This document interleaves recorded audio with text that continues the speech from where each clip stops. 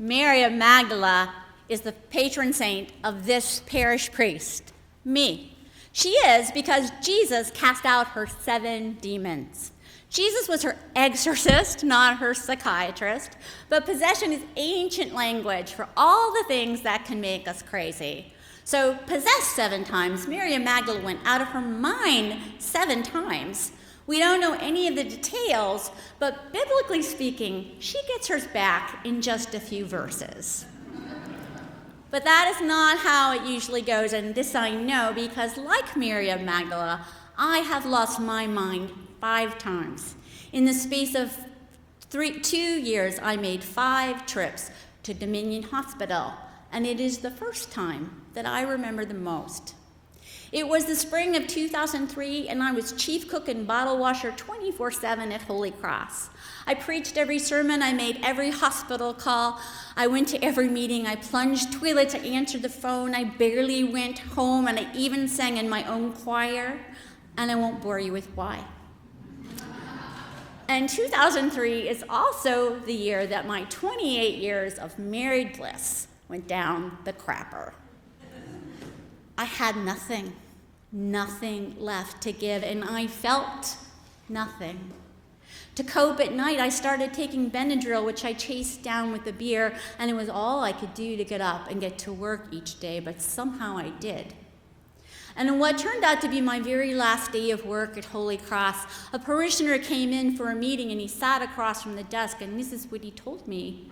He said, "Joni, you are a really good preacher and a teacher and a passable pastor. But you need to know that 40% of the people here are not happy with you. 40% of the people here do not like you. 40%.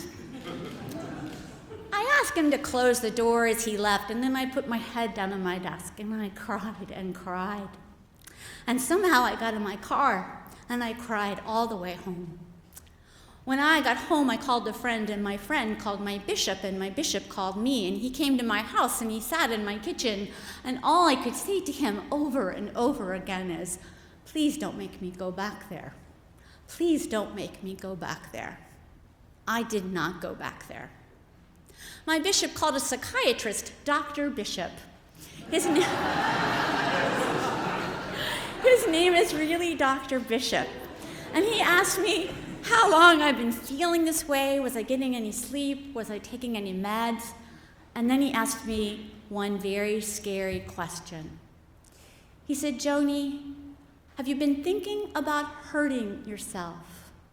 I said, "Dr. Bishop, all I want to do is go to sleep. All I want to do is go to sleep and not wake up anymore." He said, "Let's make sure you wake up tomorrow, Joni. I think it's best if you go to the hospital." So a dear, dear friend, she drove me to Dominion Hospital. When I got there to the admissions, I told the nurse about all my dark thoughts, about how it hurt to wake up, it hurt to open my eyes, how I had never felt this way before, ever. I thought depression was like those Zoloft commercials with the little cartoon guy all slumped over and sad. "I don't feel sad," I told her. "I don't feel anything. I just feel dark and empty and hollow inside, like maybe I've already died." I filled out all the forms, and I handed over my shoelaces and my belt and my keys, and then they locked me in. They don't lock you in on the cardiac ward. They don't lock you in on the cancer ward. Then I laid down on my bed, and I prayed and prayed for my demons to be cast out, but I did not know how long it was going to take. It took 10 days. I took a 10-day cruise on the good ship Dominion. And this was the itinerary. Wake up at 6, shower and dress by 6:30, breakfast at 7, community meeting at 8, psychiatrist at 9, group therapy at 10, social worker at 11, lunch at noon, exercise at 1, art therapy at 2, yoga at 4, dinner at 5, free time at 6, safety check at 9, and to bed at 10. And then you get up the next day and you would do it again. Believe it or not, I loved it. I loved it. I might as well have been staying at the Hilton. The accommodations were really basic, but all I had to do was make my bed, and the meals were really mediocre, but I did not have to make them. All I had to do was show up, and show up was all I could do. The first few days were a bit of a blur. I remember standing in line to get little plastic cups with little colored pills. I remember eating with a spoon because I couldn't be trusted with a fork. I remember chocolate milk being the highlight of my day. It was all a bit of a blur except for the art room. I could not wait each day to get to the art room. When I couldn't put two words together, I could still string two beads together. And when my head was smashed in a million pieces, I could make a collage. And when I could barely pick myself up, I could pick up a paintbrush. But then after 10 days, the art room was no more, and they discharged me for good behavior. But before I could go home, I had to come up with a plan to keep me off the streets. So the social worker made sure I had all my prescriptions and all my appointments with a psychiatrist and my new therapist. But before I could go, she had to ask me one last scary question. She said, "Joni, if you think about hurting yourself again, who are you going to call?" She made sure I had everyone's phone numbers, and she signed some forms. They unlocked the doors, and they let me go. Once I got home and I was taking my prescriptions as advised by my doctor, I thought I was getting over just one hellacious, horrible, crash and burn, colossal, once-in-a-lifetime depression.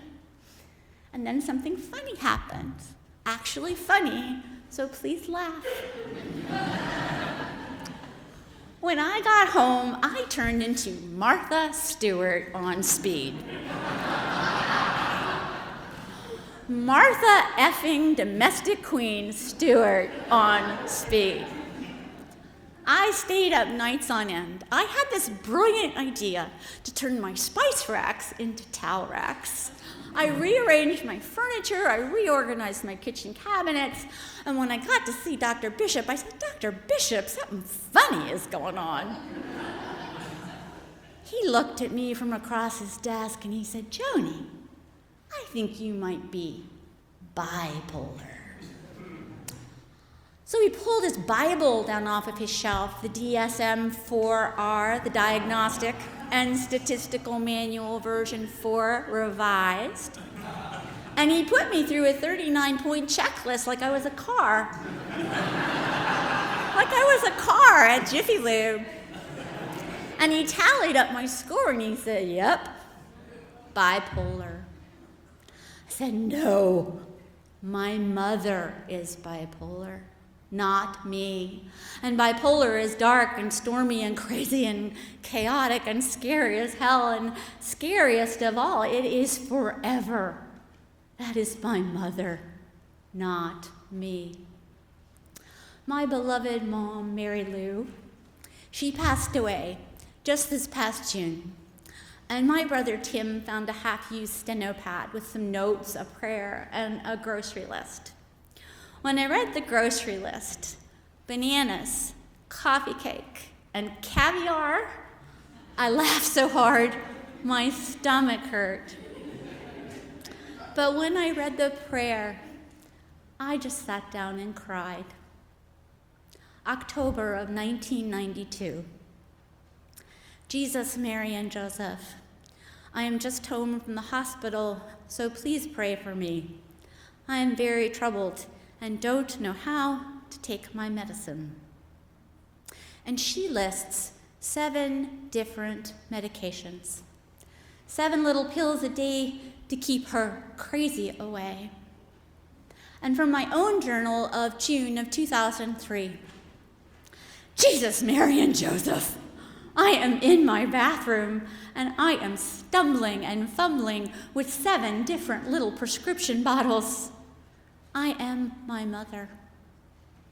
In the space of 24 months, I made 4 more trips on the good ship Dominion, but not for depression, but because I flew too close to the sun. Mania is the best. You feel as if you are lit up by fireflies inside, as if you can actually fly. And one Sunday morning on my way to church, I climbed into the cockpit of my car and I flew down the runway of I-95 with no sense of danger. My car flipped over twice, my roof was caved in, and my windshield was smashed, and I still thought it was no big deal.